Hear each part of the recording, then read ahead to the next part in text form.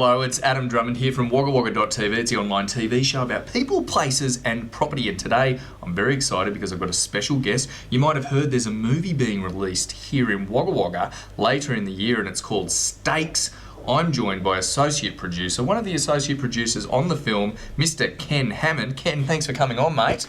Thanks, Adam. Thanks for having me in here and giving me the opportunity to tell people a little bit about how the production's going, what we're up to, and to thank the community for their fantastic involvement and all the help they've given us. So thank you. No worries. Wagga Wagga is always good for helping out when a film's being shot here, and this is the second one that I've been involved in as an actor. So thank you as well, mate. Tell me a little bit about the origins of Stakes. How did it come about?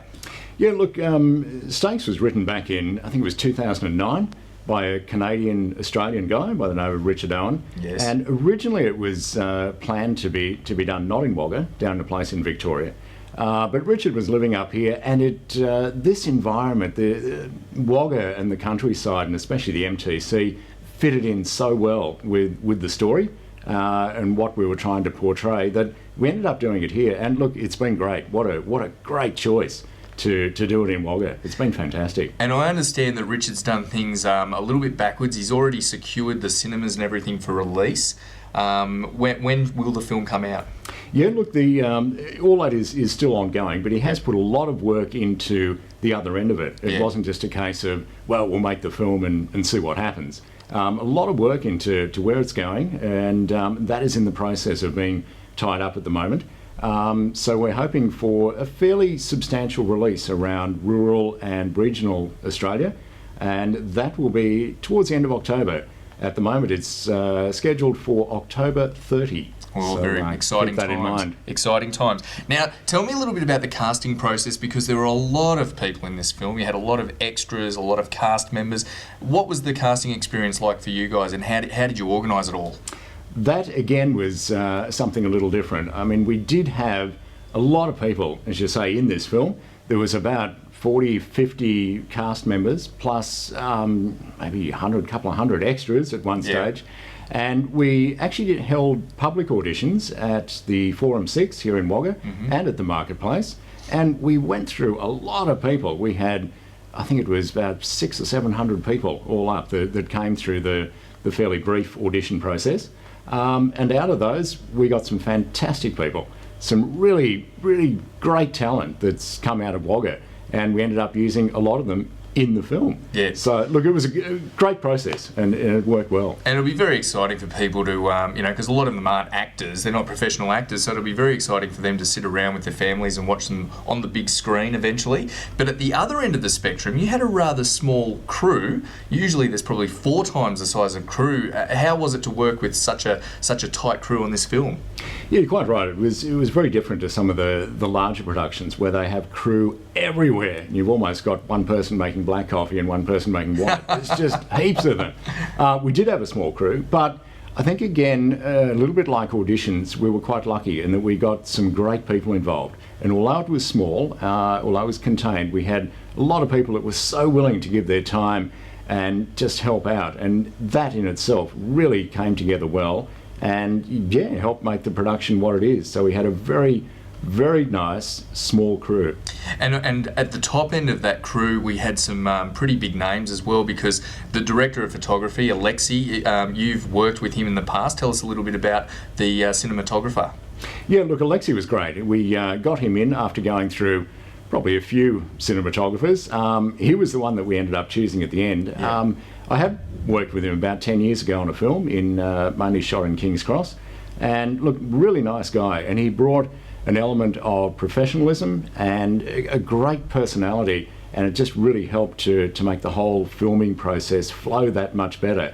He has done quite a bit. He shot a feature a little while ago and actually shot it on 35mm film, which is a big call. Yeah. I mean, something like that now is dwindling off with the digital age. But to shoot on film, that's a very expensive thing to do. Yeah, so a lot of trust in him to do that. Exactly. So he's come off that. He's got a lot of experience, and look, he gave us some of that experience on stakes, and hopefully that will reflect in the final product. Now, having worked on a couple of, literally 2 movies, that's all I've done, but having worked on a couple of film sets, invariably things go wrong. What are some of the things that, little obstacles that you weren't expecting that happened that you can now look back and laugh at that might have been a bit stressful at the time? Okay, well, look back and laugh. I'd probably give it another few months before I start the look back and laugh section. Too soon. A little too soon, yeah. Look, there was lots of little things that crop up from day to day. I don't think, to be honest, there was anything too outstanding, like nothing exploded or, people got terribly injured or anything like that. Other than when it was meant to. Other than when it was meant to, yes. Keep a watch out for that in the film, by the way. Exactly. Yeah, something explodes. There. Yeah.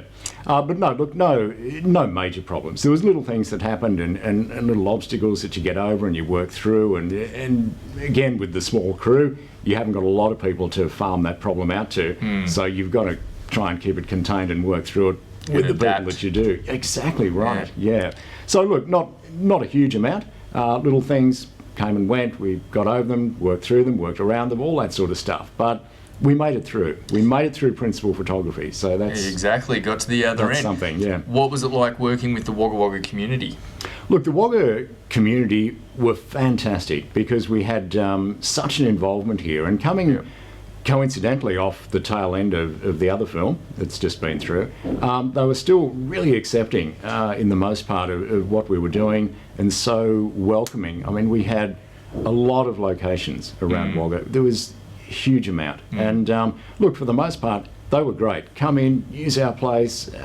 It was fantastic, and we also had a lot of help, not just on locations, but from other people that gave us goods and services. There was people like Doss's Bakery supplied a lot of food. There was Lanham's, which we got a caravan from, the MTC, which were great. They were like one of the main people, and we got in there and kind of took over a little bit, so thanks guys for doing that. I'm just disappointed that Lanham's didn't give you another caravan that was just for me. Yeah, I would have liked you should have got your own caravan. Had to share it in the end. Share a caravan, yeah. But anyone else you'd like to thank? Yeah, look, there was lots of people. I mean, it's a huge list. We haven't got time for me to go through it. But there was Wagga Motors, the Mercedes, Scott Muir there. It was kind of a case of we went there and, can we have a Mercedes? Yeah, sure. Which one would you like? And we went back a little later. Can we have a different one? Yeah, how about that one?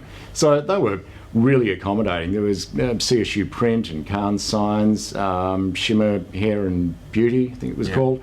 And also Darren Viras from the Horningbrook and Samuelson Funeral Services. A little bit of a different request, we're after a casket and a lowering device and a hearse. And sure, that's okay. We'll deliver it out there for you. There you go. So look, that sort of cooperation from the community has been fantastic. And as I said, there's lots of others and lots of locations, and just so helpful. And we're so appreciative of Wagga in general for giving us that generosity.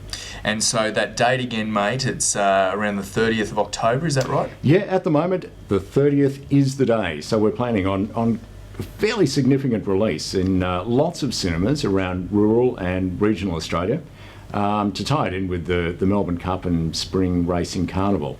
So it should be out just a little before Melbourne Cup, to give it part of the horse racing sort of hype. Yeah, the vibe. Yeah, Wagga's going to be one of the main ones. So 30th of October, come along. Yeah, great. Looking forward to it. And I've actually got a couple of cast members as well coming up for an interview as well, who were in Stakes, co-stars of mine. So Ken Hammond, thanks very much coming on the show, one of the associate producers of Stakes the movie. Make sure you get there on the 30th of October at Forum 6 and the other regional and rural locations that it'll be screening at. Thanks very much, mate. Thank you for having me. Appreciate it very much. No worries at all. This is Adam Drummond from waggawagga.tv. It's the online TV show about people, places and property. See you next time.